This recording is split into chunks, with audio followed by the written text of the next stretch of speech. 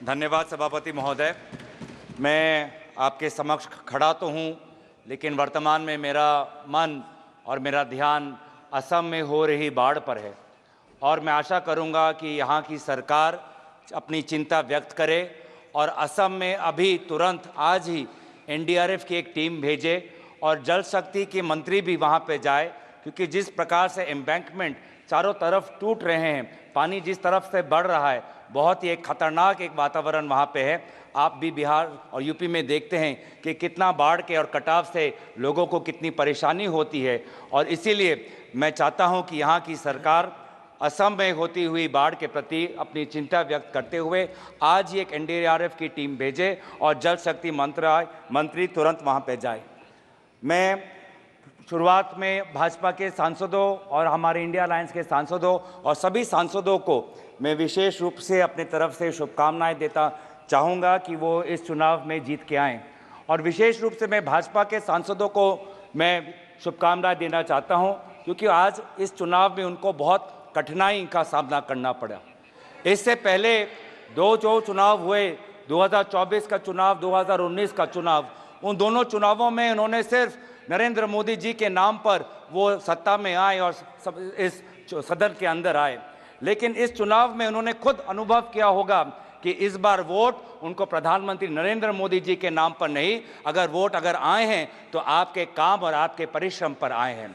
आपसे भी कई सांसद ऐसे आए हैं जो घिस घिस के आए हैं, 30,000 वोट से आए हैं, 5,000 वोट से आए हैं। आप अपने बल पे आए हैं, किसी प्रधानमंत्री के नाम पर नहीं, आप अपने बल पे आए हैं और इसीलिए मैं आपको शुभकामनाएं मैं देना चाहूँगा और याद दिलाना चाहूँगा कि भारत की आवाम इस वोट से ये कहना चाहती है कि वो इंसान जो खुद को भगवान समझता है वो भगवान नहीं, सिर्फ इंसान है।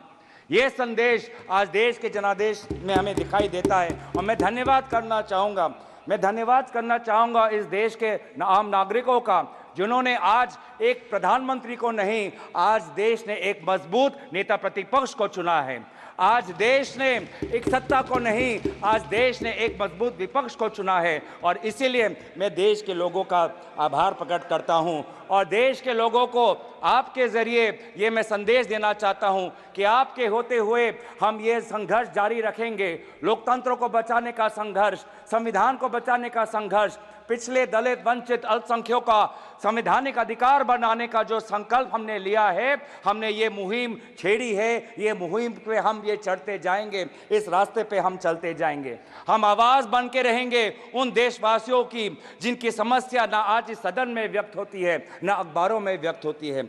हम आवाज़ उठाएंगे उन गरीब लोगों की जो आज अस्पताल में लगभग 6-6 साल उनको रुकना पड़ता है पर उनको सर्जरी का अपॉइंटमेंट नहीं मिलता है। हम आवाज़ उठाएंगे वो सड़क पे सोते हुए युवाओं की, लोगों की, जिन पर एक अमीर बाप का गाड़ी का बेटे का गाड़ी रेंगते हुए उनको मार देता है और फिर वो बेटा बाद में बेल पर निकल जाता है और उन जो लोग जो सड़क पे सोते हैं आज उनके बारे में कोई नहीं सोचता। हम बात उठाएंगे उन छोटे दुकानदारों की जिनका दुकान, सालों का दुकान आज टूट जाता है जब एक मंदिर का विस्तार होता है।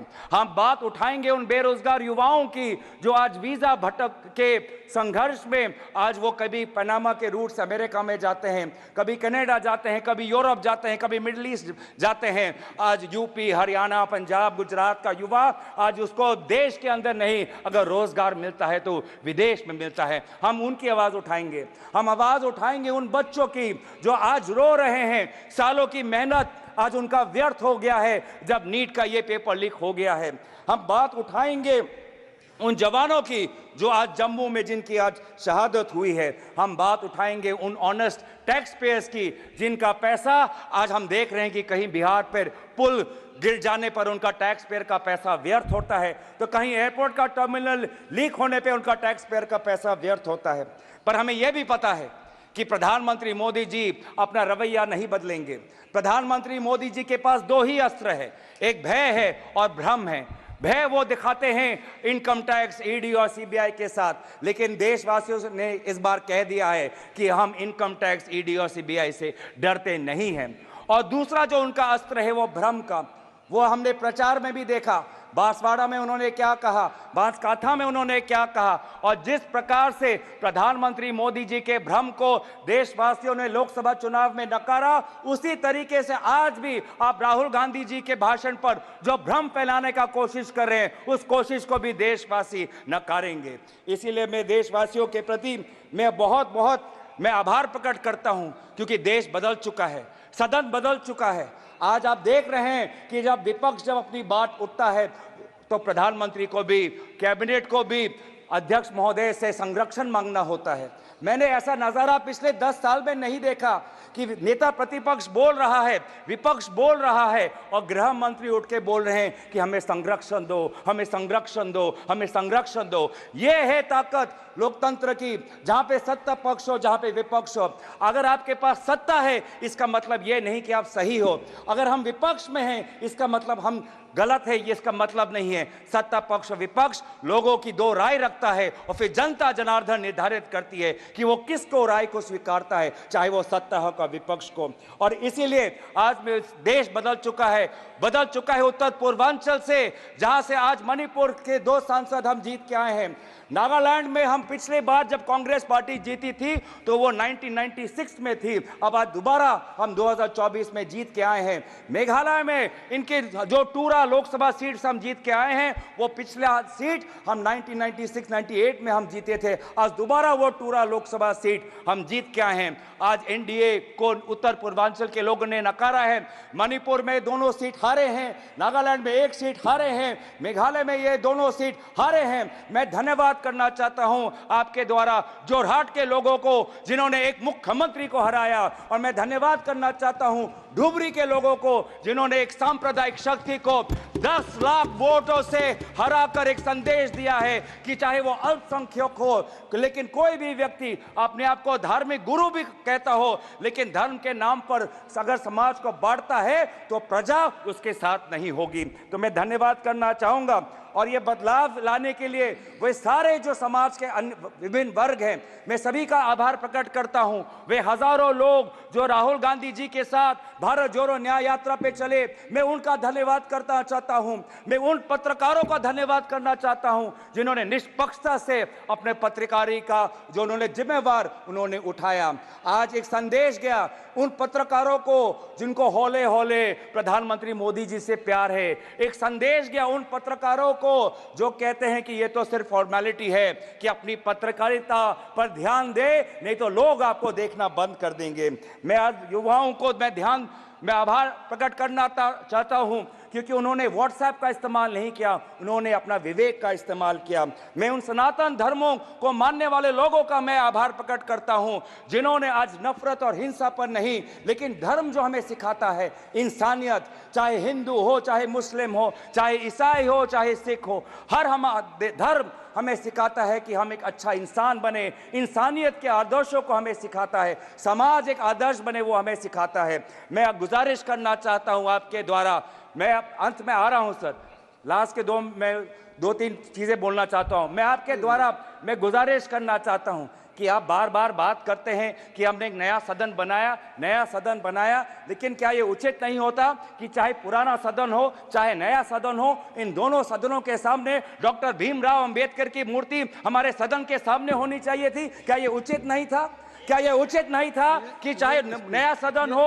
ये स्पीकर का प्रीमाइसेज होता है। मैं गुजारिश कर रहा हूं, मैं आपसे गुजारिश कर रहा हूं, मैं अपनी व्यथा गुजारिश कर रहा हूं। मैं स्पीकर महोदय को आपके द्वारा गुजारिश कर रहा हूं कि पहले के तरह सदन के सामने आदरणीय राष्ट्रपिता महात्मा गांधी जी के मूर्ति को रखिए, और पहले के तरह डॉक्टर भीमराव अंबेडकर के मूर्ति को मैं गुजारिश कर रहा हूं। मैं स्पीकर के निर्णय का सम्मान करते हुए उनके मैं गुजारिश कर रहा हूं कि हमारी भी बात सुने, हमारी भी जो मैं चेयर पे हूं, तो अगर आपने स्पीकर से गुजारिश की तो सुन लीजिए। आपने कहा कि बाबा भीमराव अंबेडकर की एक मूर्ति यहाँ जो स्थापित होनी चाहिए। आपको भी निमंत्रण गया होगा। इस पार्लियामेंट में पहली बार सारे महापुरुषों का, बाबा भीमराव अंबेडकर से लेकर के महाराणा प्रताप से लेकर के, एक बड़ी वीथिका बनाई गई है उसी संविधान भवन के साथ, और जिसका उद्घाटन हुआ पिछले दिनों। शायद आप जाएंगे तो आपको लगेगा कि एक पार्लियामेंट के अंदर एक ऐसी चीज़ हो गई कि कोई भी बाहर का डेलीगेशंस या हमारे खुद मेंबर ऑफ पार्लियामेंट या बाहर के लोग आएंगे तो उनको इस संविधान भवन, इस पार्लियामेंट के साथ साथ अपने देश के महापुरुषों को एक साथ सारी प्रतिमाओं को ढंग से रख करके पार्क बनाया गया है। धन्यवाद। अध्यक्ष, सभापति महोदय, मैं बस गुजारिश कर रहा हूं, आप हमारी भी बात रखने, आप सुनिए कि सदन के सामने अगर प्रेरणा स्थल बनाना भी हो तो सदन के सामने जहां पे उनका स्थान है, जहां पे उनके इतने सालों से जब डॉक्टर भीमराव अंबेडकर के मूर्ति को स्थापन करने के लिए एक पूरे देश में एक आंदोलन हुआ था, उस स्थान को एक वजह के से चुना गया था कि वो सदन के सामने हो। क्या ये उचित नहीं है? क्या ये हमारे गरिमा के अनुसार नहीं होना चाहिए कि सदन के सामने जिस हमारे भारतीय संविधान के निर्माता डॉक्टर भीमराव अंबेडकर और महात्मा गांधी जी हमारे सदन के सामने हो? तो मैं दोबारा आपसे गुजारिश करता हूं, हाथ जोड़ के मैं विनम्र आपसे अनुरोध करता हूं कि आप ये दोनों महापुरुषों के मूर्तियों को आप सदन में रखें और अंत में समाप्त करें। अंत में अगर समाप्त करें, अंत में मैं बस आ रहा हूं, अंत में जो हमने एक मांग रखी कि नीट को लेके एक चर्चा हो, शिक्षा विभाग को लेके आज एक बहुत एक असमंजस, नेता प्रतिपक्ष ने नीट पर लेके एक चर्चा हो, उस चर्चे पे एक आप अमल करें। और बस आखिरी मांग कि आज जो आदरणीय शिक्षा मंत्री है उन्होंने अपनी जिम्मेवारी 2021 में ली, 2021 में अपनी जिम्मेवारी लेने के पश्चात आज इतने सारे पेपर लीक हुए, उनको शिक्षा मंत्री